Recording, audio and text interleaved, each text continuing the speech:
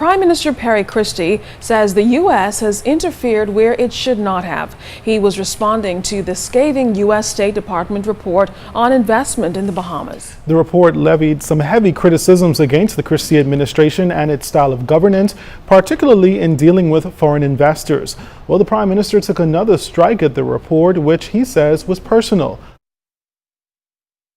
The expressed dissatisfaction of the U.S. State Department's report continues. Prime Minister Perry Christie likens that published document, which levied heavy criticisms against its Christie administration, as to practicing double standards. I'm always surprised when they set a standard that they would not want anyone else to be able to go. I mean, for example, I should be talking about how many failed promises President Barack Obama had.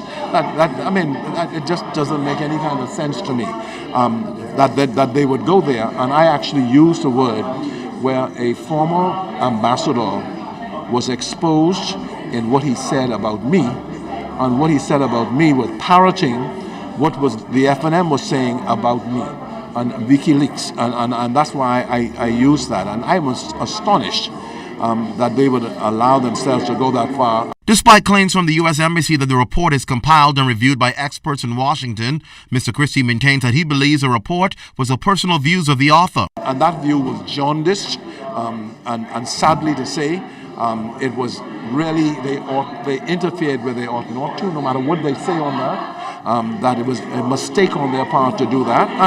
And people have commented contemptuously about what they did and the way they did it. In fact, the Prime Minister says the report in no way reflects the kind of discussions he has been having with Chargé d'Affaires John Dinkelman. He maintains the U.S. still is a close friend of the Bahamas. We are allies. We are intertwined.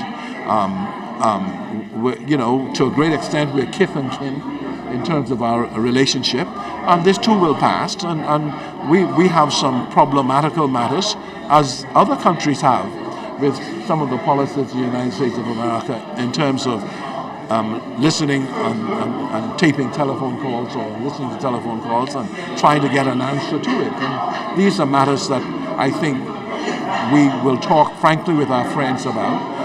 I have always argued that we must never be adversarial, because we have a relationship.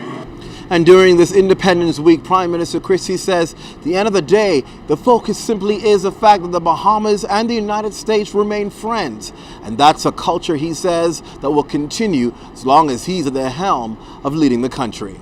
Clint Watson, ZNS Network News.